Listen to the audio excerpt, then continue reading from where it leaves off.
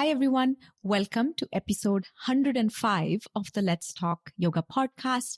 On the podcast today, we're doing one final deep dive into pranayama. As you know, we are now literally less than 1 week away from my annual pranayama teacher training.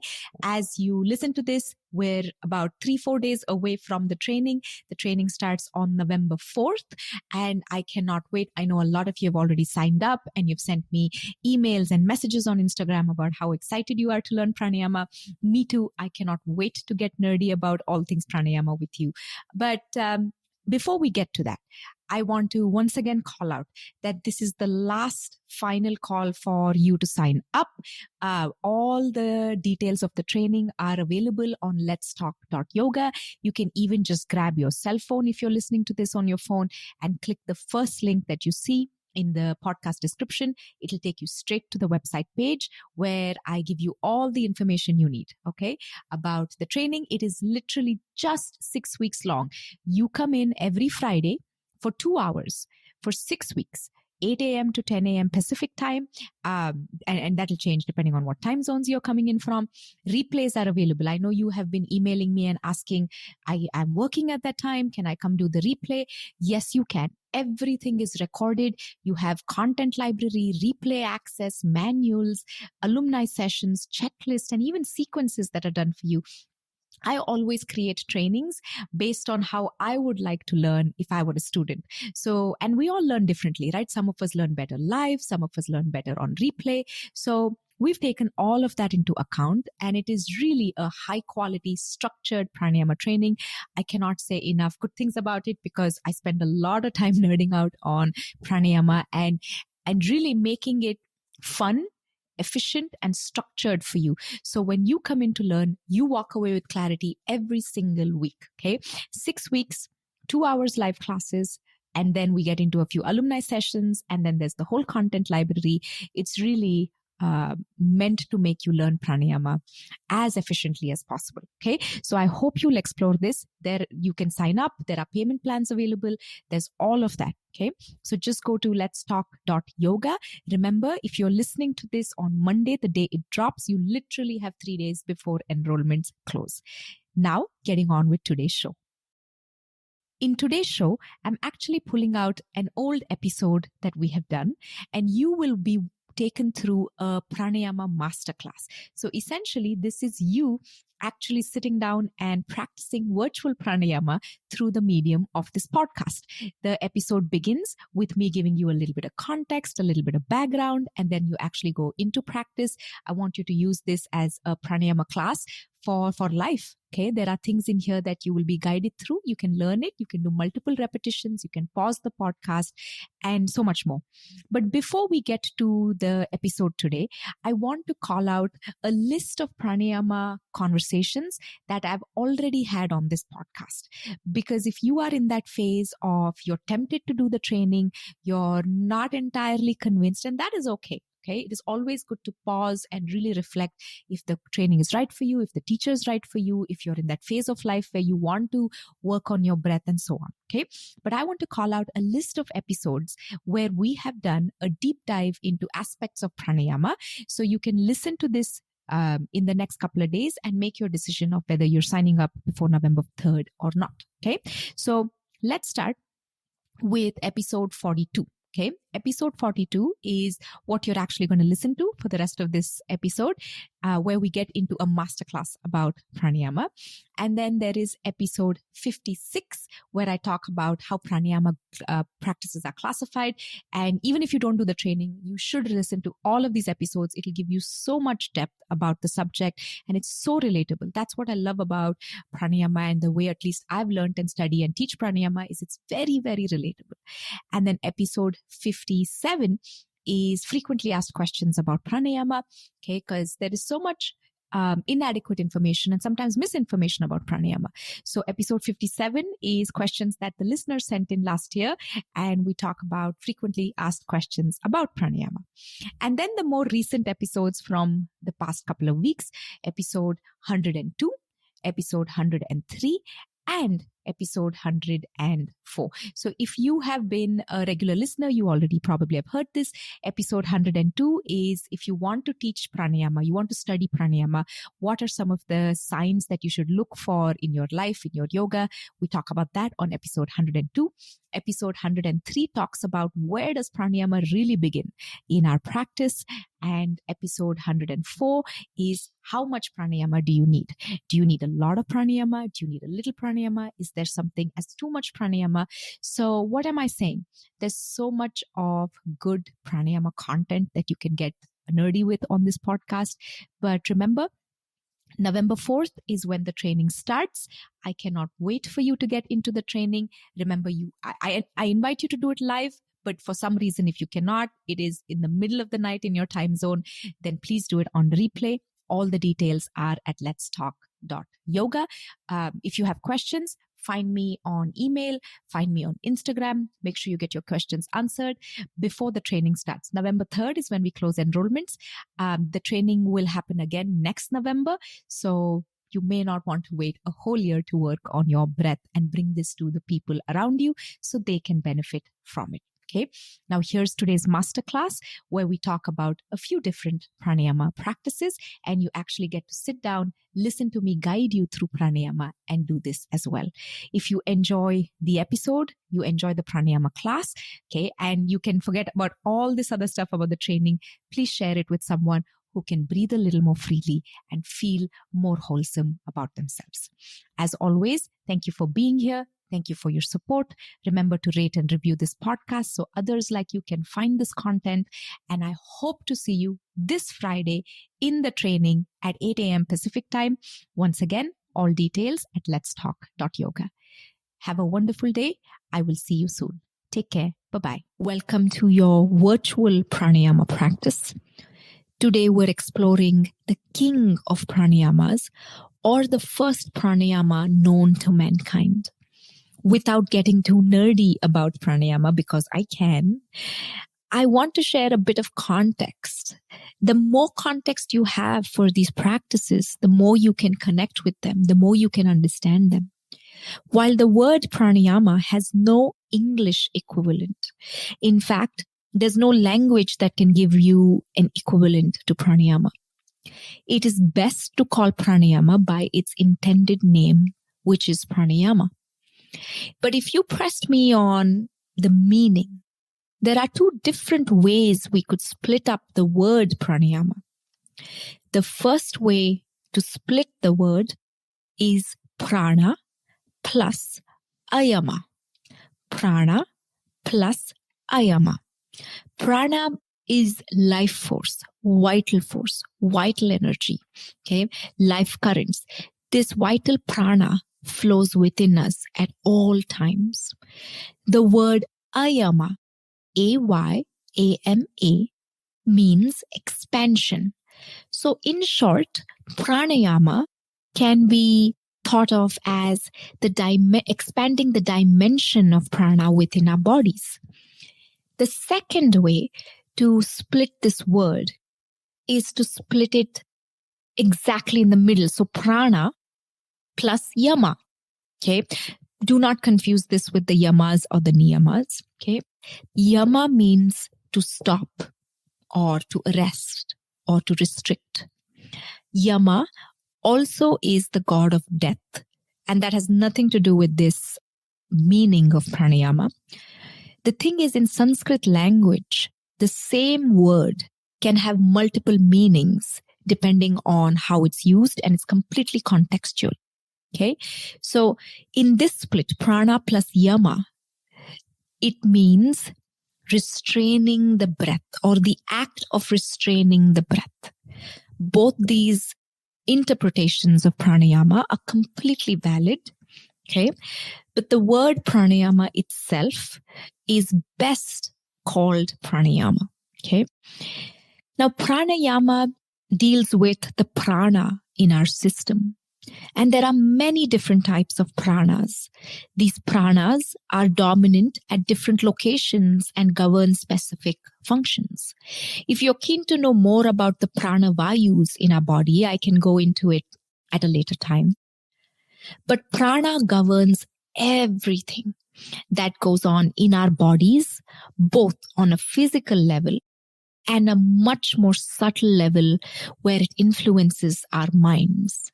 We can keep our prana flowing freely and abundantly through skillful and intentional pranayama practice. And there are many different pranayama techniques. But before we get into the techniques itself, let's look at the breath a little more closely. There are 4 main parts to respiration: Puraka, Antara Kumbhaka, Rechaka, and Bhaya Kumbhaka. Puraka is the Sanskrit word for inhalation.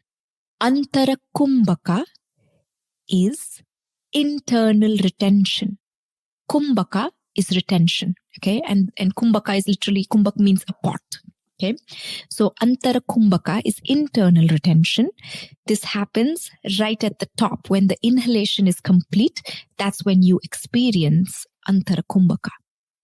The exhalation is called Rechaka, and the retention that happens when the exhalation is complete is called Bahya Kumbhaka or Bahir Kumbhaka.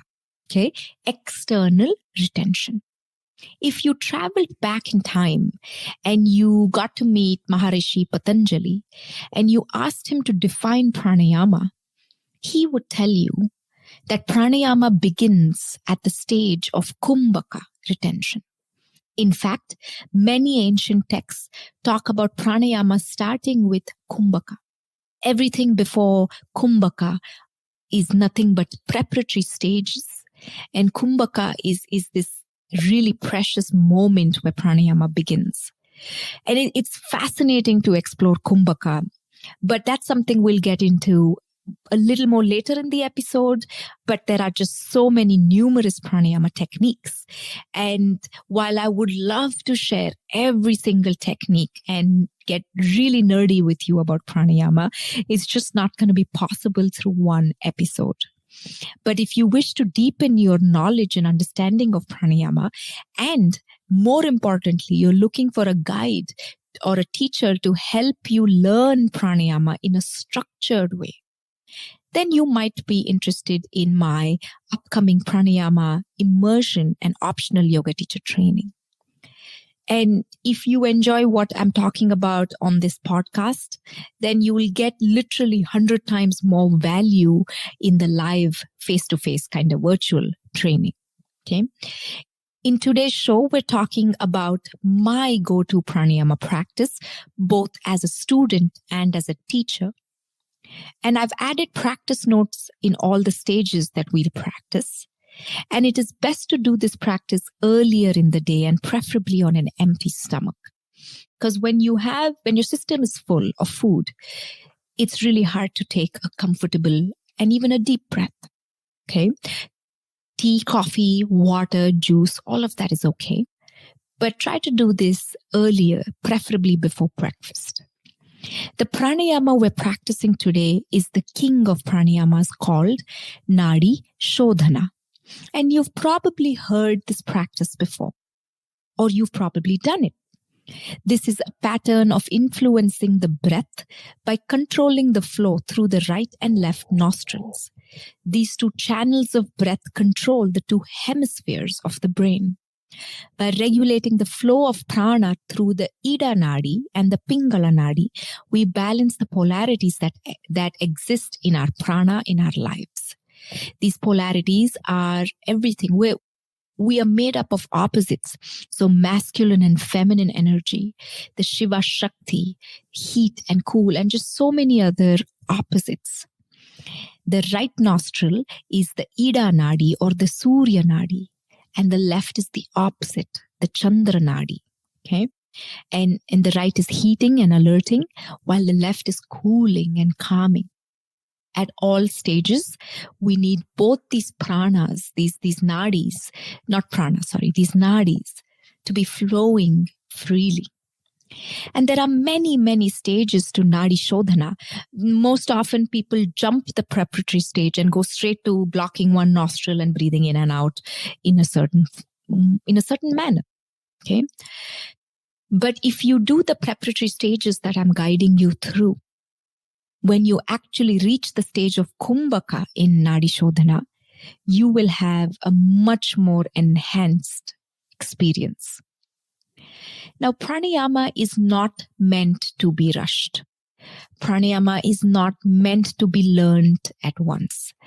Unlike asana, where you have multiple poses and you can do so many poses and the sequence changes and then there's a peak pose and we go all out in stringing the poses in a sequential way.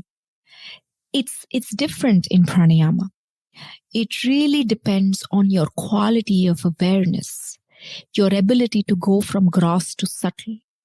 So what I'm trying to say is do not force. Do not think of this modern yoga mindset where we think learning more is somehow better.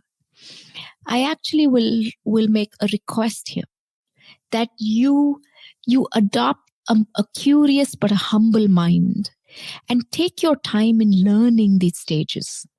While they are given to you in one podcast episode, I will call out that you can do each stage literally for a lifetime because you, the listeners, have different practice backgrounds and abilities. Some of you will need to remain in stage 1 for a very long time, while some of you might be able to go to stage 2, 3, or 4. Okay. But remember, it's not about the end goal. There is no end goal to pranayama. Pranayama can continue for a lifetime. And it's not about variety. If you catch yourself being bored, perhaps it's a little too soon for pranayama. Or perhaps it's just not the right time of day. So just remember, variety means nothing in pranayama. Consistency is king. Okay. Developing a deep personal relationship with your breath and your prana. It's so much more than your breath. It's your prana that you're connecting to. And that's essential. So work towards cultivating this inner awareness and discernment. While you have sthiram sukham asanam from the sutras to guide you in asana, I want you to bring that into your pranayama as well. This quality of ease and steadiness. And that ease and steadiness needs to happen in the breath as well as the mind. Okay. And pranayama is so much, but it's not only about deep breathing. And pranayama isn't boring, and it's not about coaching how to breathe. It is a life practice and something that we are privileged to learn and privileged to practice and to share. On that note, let's begin. Preparatory practice, stage 1, Nadi Shodhana, all levels welcome. Find an undisturbed spot and sit in Dhyanasan or a comfortable seat. Find a long spine and an open chest and a comfortable position for your arms. If you're sitting on the floor, be mindful to sit on some height. You're welcome to sit in a chair as long as you can have an open chest and a long spine.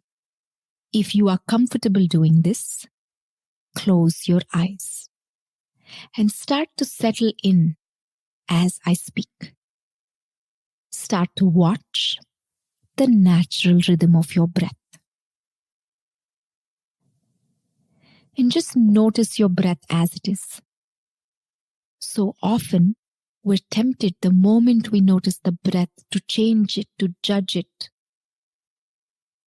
But just let your mind be enveloped in the breathing process.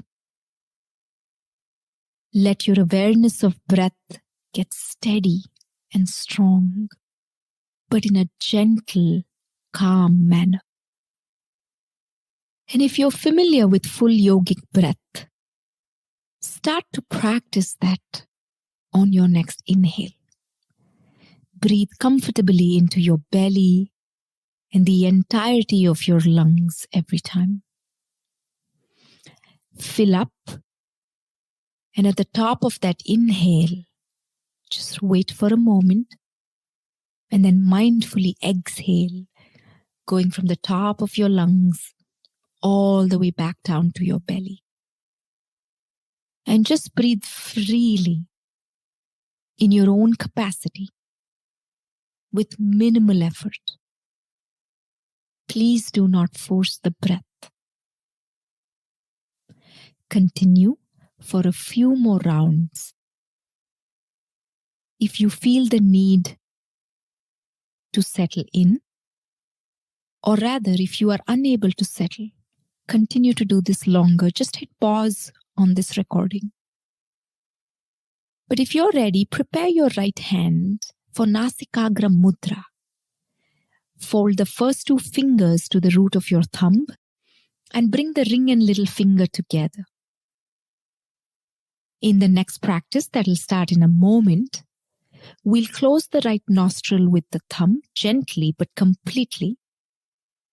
And then we'll breathe in and out through the left nostril only. It's like a one-way street.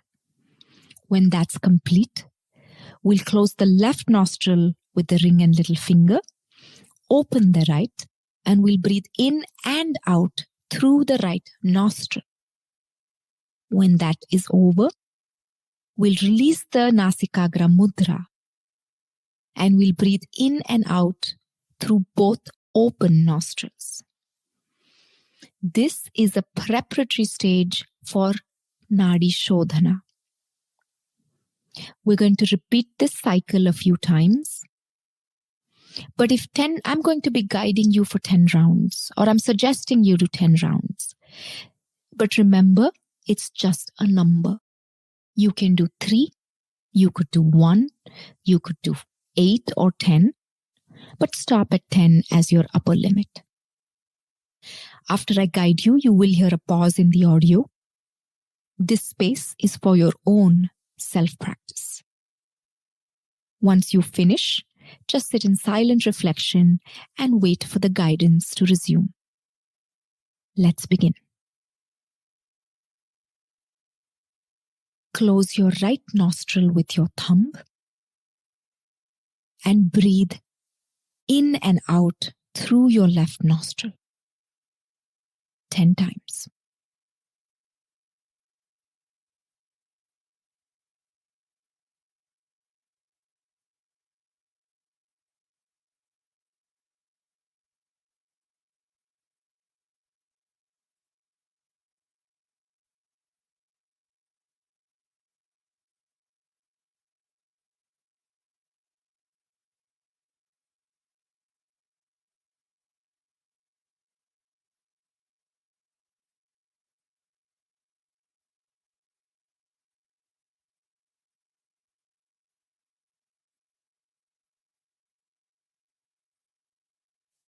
When you're done, close left, open right, and continue 10 rounds on your right side.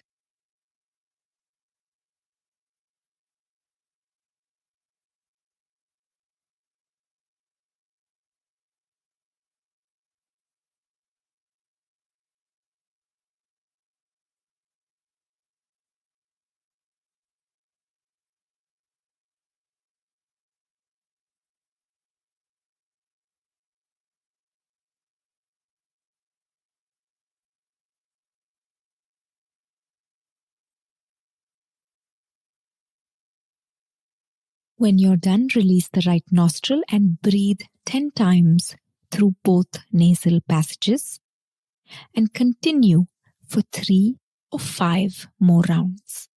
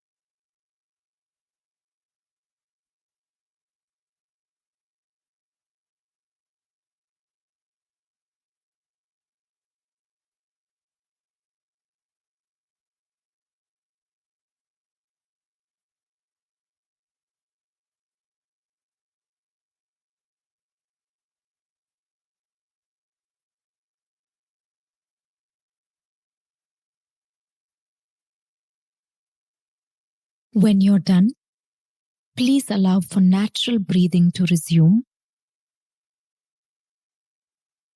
If you are continuing to practice, then just hit pause at this moment. Please remember, stage 1 is a preparatory stage, and just this stage alone can be a lifelong practice. I highly encourage you to make this a daily practice, or at least a consistent practice. Essentially, through this practice, we are clearing the nasal passages. And as your practice continues, you'll notice that the way you breathe gets more efficient and effortless. Continuing with stage 2. In this stage, we equalize the breath. In a moment, you'll return back to your practice. But this time, try to make your inhalation and exhalation equal. You can do this by just using pure awareness or start using a count. Ancient yogis did not have a stopwatch or even numbers when this practice was invented or created. They used to experiment with different ways of measuring time. The blink of an eye, a twitch, or a snap of the fingers, or rubbing the palm once around the knee. They had different and unique ways of measuring a unit or a matra. But today we can use a count. An efficient way to count is Om 1, Om 2, Om 3, Om 4. The reason you want to add an Om between your counts is so you don't speed up or slow down your count. And it's even, especially sometimes when it gets a little more effortful, we might speed up or slow down our count. And often we do this without realizing. Okay. So just remember, if you're using the count, you want that steady Om 1, Om 2. If you don't want to say Om, then you say and 1, and 2, and 3. And that gives you a more steady unit of measurement. Please do not try to go to a higher number just for the sake of it. A higher number doesn't mean in any which way that your pranayama practice is better. It's more about breathing with skillful awareness. These 2 stages will prepare you for the next round of Kumbhaka. So let's begin.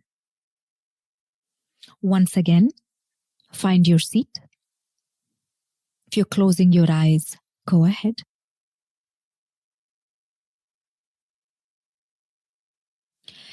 At a certain point, the instructions will stop and you will once again find silence for your self-practice.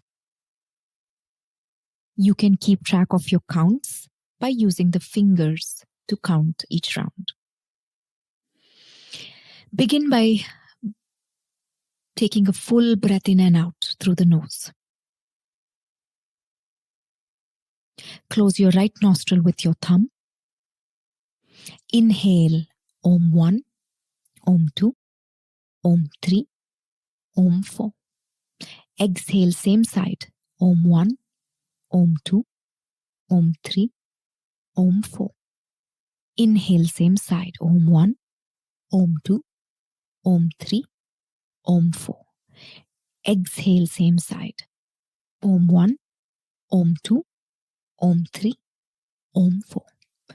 Now continue in this manner on your left nostril for the next 5 rounds.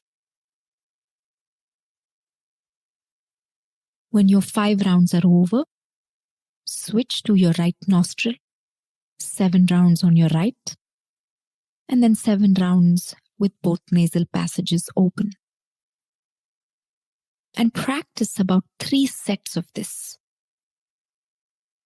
I will be silent and the guidance will pick up when it's time.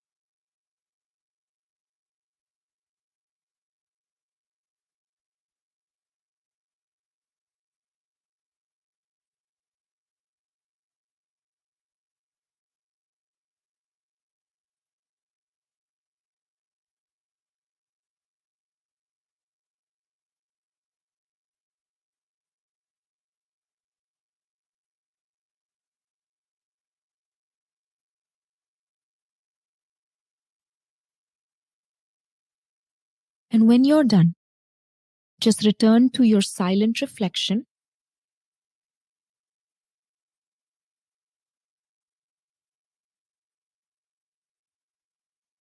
And notice how the breath is flowing in your nostrils at this point.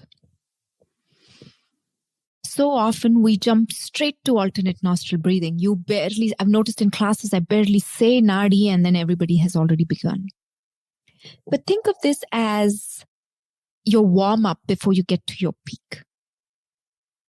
Just in these 2 rounds, there is so much to gain, so much to explore, so much to seek. And I want to urge you to continue this forever. Okay, now forever might be a little too much, but at least consistently. You want to get to a point where your practice leads you to effortlessness and ease. And here's an important aspect I haven't spoken about yet. You want a soundless breath. A soundless breath. Not ujjayi breathing. That's not the technique we're looking at in this breath. You want a steady stream of breath and awareness, and you want them to walk and go together. You want them to dance together. Try this. As you listen to this, just place any hand, the back of your hand, under your nose. And breathe out so you feel the breath against the back of the hand. And now slowly move that 2 inches below your nose, closer to your mouth or chin. And notice how, for some of you, the breath will touch the hand, some of you, the breath will not. And then move your hands all the way down to somewhere near your neck. And then breathe out. Why am I making you do this? I want you to understand that we tend to force the breath, especially in asana practice. And it comes from a place of sincerity. I know that. But we tend to long inhale and exhale, and we put a lot of muscular effort into breathing. I want you to take the opposite approach. You almost want to breathe in such a gentle and soundless way that your breath is not felt closer to your mouth or even your chin. And it's a very gentle, subtle, sukshma breath. So remember, we've done stage 1 and stage 2. Okay. I'm going to guide another stage at this point. And you can just listen to this. If it's too much for you, come back to it whenever you're ready. In the next stage, we're actually going to switch the nostrils. While there's so much more to this practice, the medium of the podcast limits how I can share with you. Okay. So if you are pregnant, or you're on your menstrual cycle, or you have heart issues or elevated blood pressure, please do not do this next round. Okay. Or actually you could do this next round, but just be really cautious and make sure there's no retention. Okay. In this stage, we're introducing Antara Kumbhaka. Please note that Kumbhaka should come naturally, should be effortless. If you feel like you're gasping for your next breath, your Kumbhakas are too long. Avoid any muscular tension. And I will guide you through the first few rounds, followed by silence like before. My voice will reappear when it's time to move on. But again, if you are pregnant, if you are a beginner, if you are on your menstrual cycle, if you have heart issues, blood pressure, do not do Kumbhaka. Just go inhale left side, exhale right, and skip over the Kumbhaka, please. Or just reach out to me if you have questions. Let's begin. Take a full yogic breath when you're ready.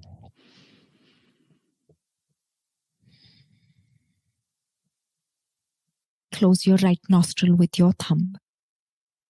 Inhale for 4. Om 1, Om 2, Om 3, Om 4. Close both nostrils, Kumbhaka, Om 1, Om 2, Om 3, Om 4. Open right, exhale, Om 1, Om 2, Om 3, Om 4. Inhale right side. Om 1, Om 2, Om 3, Om 4. Kumbhaka, close both. Om 1, Om 2, Om 3, Om 4. Open left, exhale. Om 1, Om 2, Om 3, Om 4. Now release the Nasikagra Mudra and just breathe comfortably for a moment. I want to talk about a few things before we go into a longer practice. That was one round, one cycle, where you go from the left nostril to the right and then right nostril back to the left. So it's a full circle. You come back to the starting point. That is one round. Okay. Now, while I'm guiding you for 4 counts, it doesn't mean you have to stick to 4. 4 is not a magical number. You can do 2 counts. You could do a 4 counts, 6 counts, 8 counts, as long as you are trying to even out that breath. If Antara Kumbhaka is too long for you, then shorten your number. If you run out of breath, shorten the number. Just keep the number consistent. Do a little, build over time. Now, if only one part of your breath is long and the other part of your breath is shallow, for example, if your inhalation is nice and strong and your exhalation is brief, then I want you to shorten your inhalation effort and give that effort and energy to the exhalation. Okay.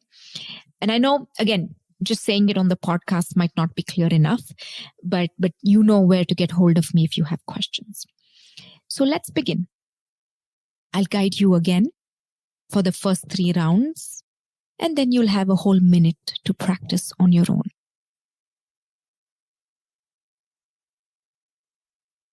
Take a full yogic breath.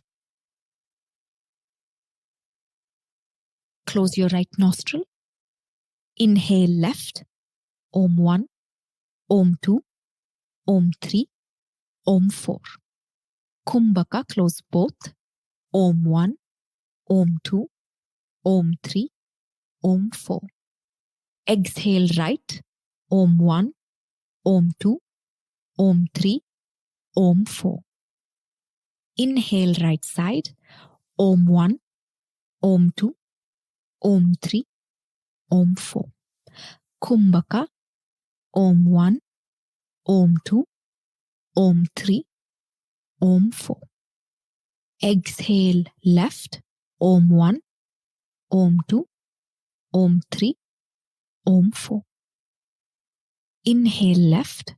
Om 1, Om 2, Om 3, Om 4.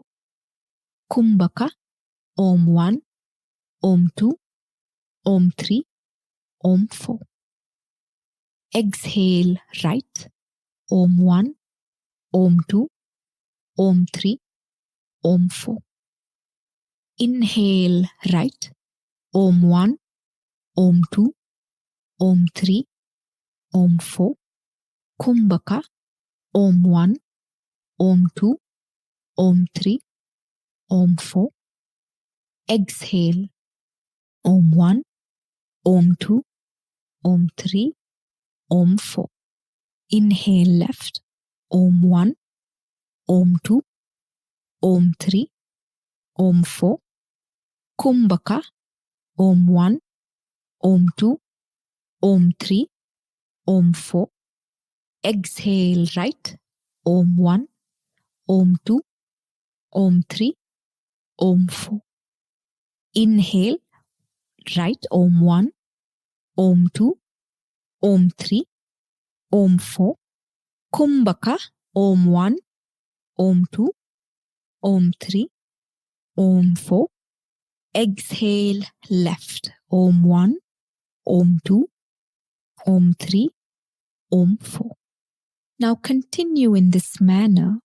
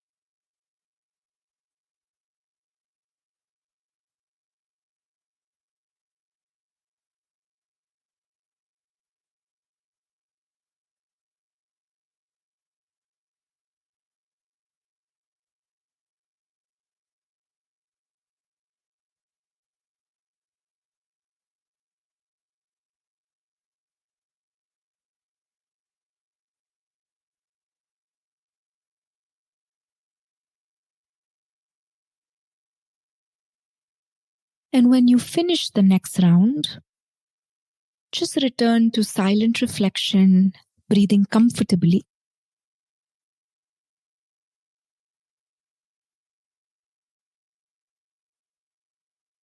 And remember to make space for this silent reflection in your rounds. In fact, a good way to practice pranayama is just to do it for a couple of minutes and slowly build up your ability and your endurance. Because pranayama influences the hemispheres of the brain, especially Nari Shodhana, you do not want to just keep going for longer and longer durations without that subtle awareness which develops over a long period of time.